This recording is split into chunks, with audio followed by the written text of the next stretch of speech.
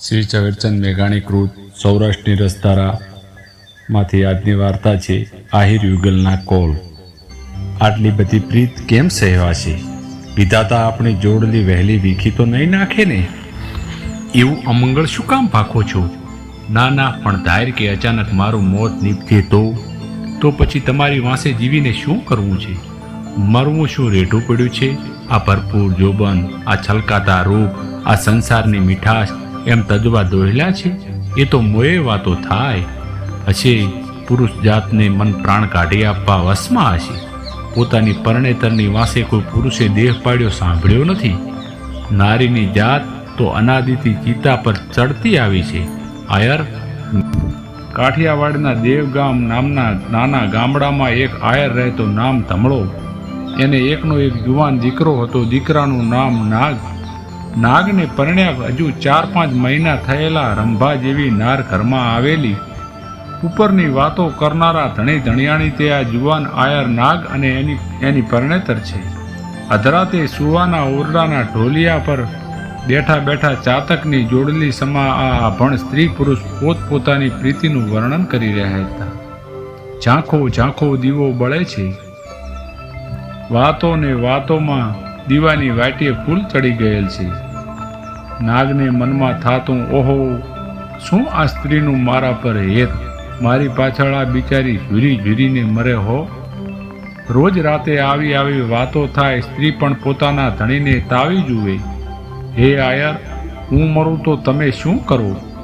ગળગળો થઈને નાગ કહેતો, મારા સમ એવું તું બોલમાં। નાના પણ આમ જુઓ, આ માથાની લટ ઉડી ઉડીને મોઢા પર આવે છે। સ્ત્રીઓમાં કહેવાય છે કે બાયડીને આમ થાય એ મરી જાય છે ને એના ધણીની ઝટ નવી નાર આવે। હું તને કરગરીને કહું છું એવું બોલમાં। એમાં શું, પુરુષને તો સ્ત્રી મરીને ખાસડું ફાટ્યું એ બે વાત બરાબર। હું મરું તો શું તમે બીજી નહીં પરણો? આયરે નિશાસો નાખી કહ્યું, પ્રભુને ખબર। ત્યારે શું સતા થશો?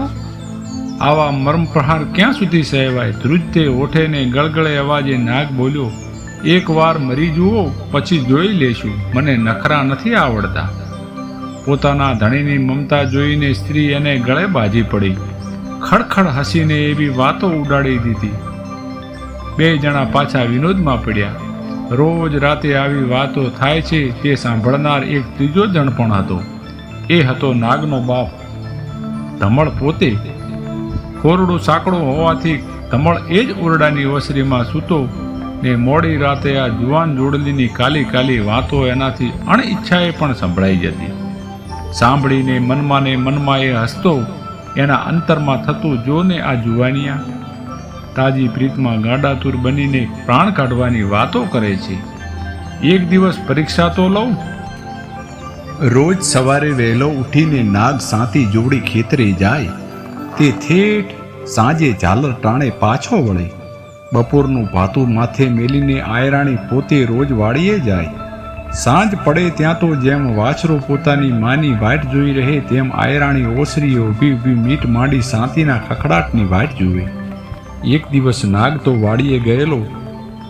કોસ હાંકતો આયર જુવાન પ્રીતિના દુહા ગાય છે અને માથે ઝાડની કટામાં કોયલ ટવકે છે। મંડાણની ગરેડી જાણે કોઈ સજણને બોલાવતી હોય એવી ચીસો પાડે છે અને ધોરિયામાં ચાલ્યું જતું પાણી કોણ જાણે ક્યાં આગે આગે વસનારા પરદેશીને ભેટવા દોડ્યું જાતું હોય એવું દેખાય છે। જોઈને આયર કોસ હાંકતો મીઠી હલકે છકડિયા દુહા ઉપાડે છે। સજણ એડા કીજીએ જેડી વાડી હુંદી વેલ, મરે પણ મેલે નહીં જેણે બાળપણાની બેલ।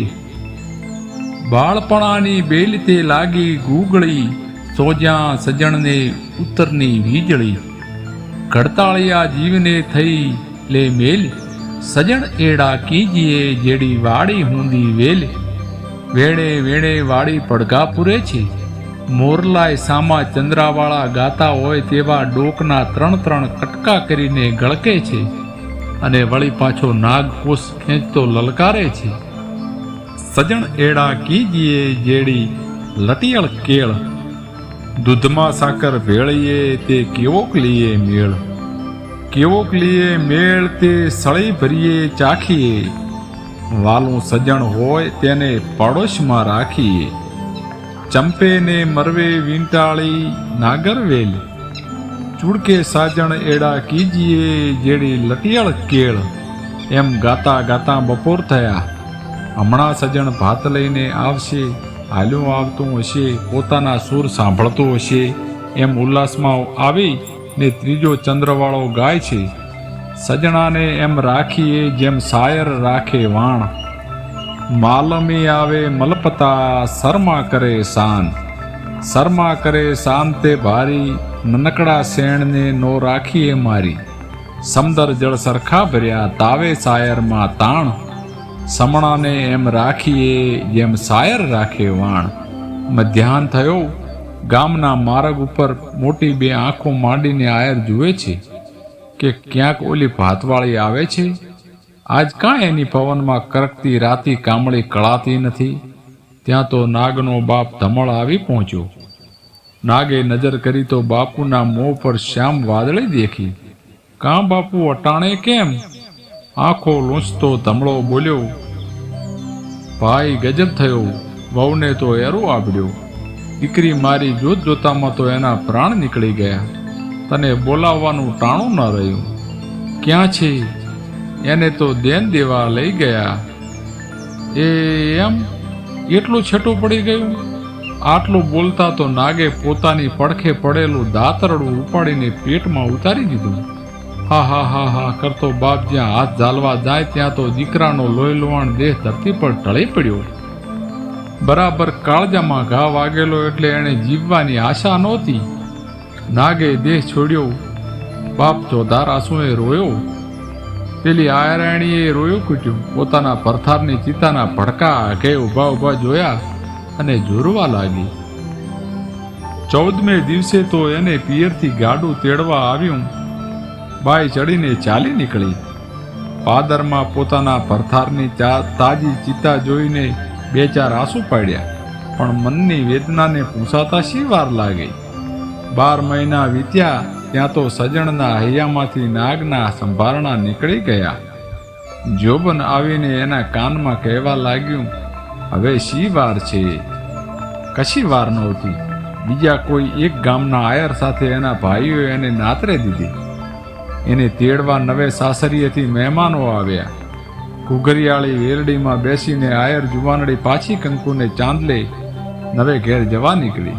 સાંજનું ટાણું થયું. વેલડી રસ્તામાં દેવગામને પાદર ઊભી રહી. તેડવા આવનારમાંથી 2-4 જુવાનો ગામમાં નાસ્તો લેવા નીકળી પડ્યા, પણ ચોરા આગળ તે રાતે ભવાઈ રમાતી હતી. જોવાનો ભવાઈ જોવામાં નાસ્તાની વાત ભૂલી ગયા ને ઘણો સમય ચાલ્યો ગયો.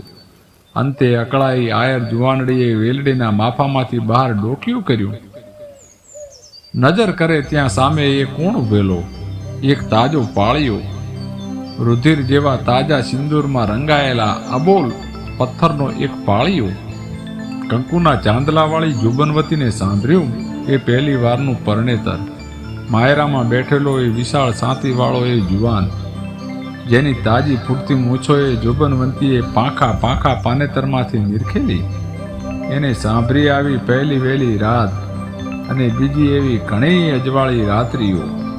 એને સાંભળ્યા એ માધમ રાતના પહોર અને એકબીજાની ચિત્તા ઉપર ચડવાના અધરાતે આપેલા કોલ, અને અંતે સાંભળ્યું એ કાળજામાં કૂંટેલું દાતરડું. આશાભેર નવે સાસરીએ જનારી આયરાણીના મોઢામાંથી એક ઊંડો નિશાસો નીકળી પડી ગયો. પાદરમાં એ ટાણે ગામના છોકરા 7 તાળી રમતા હતા અને ગાડા ખેડૂને પૂછગાન કરતા હતા કે વેલમાં કોણ છે.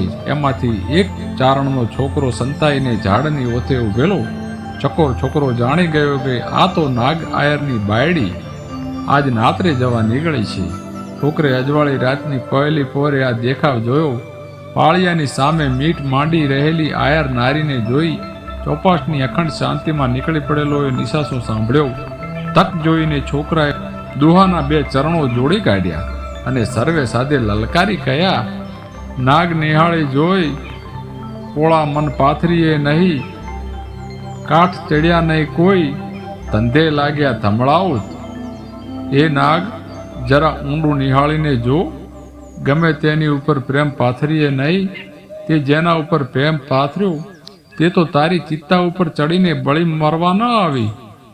એટલું જ નહીં, પણ એ ધમળના પુત્ર એ તો પોતાને ધંધે વળગી ગઈ, બીજે નાતરું કરીને ચાલી. બાઈએ આ દુહો સાંભળ્યો, અક્ષરે અક્ષર સાંભળ્યો, સમજી ગઈ. બાકી હતું તે બધું યાદ આવ્યું. વેલમાંથી નીચે ઉતરીને પાળિયા પાસે જઈ બેઠી. પોતાના નવા સગાને આખી કથની રડતા રડતા કઈ સંભળાવી ને પ્રીતમના પાળિયાની સમક્ષ ચિતા ખડકાવી. એ જ શણગાર સોતીને કપાળમાં એ મંગળ ચાંદલા સોતી આયરાણી ચિતા ઉપર ચડી ગઈ.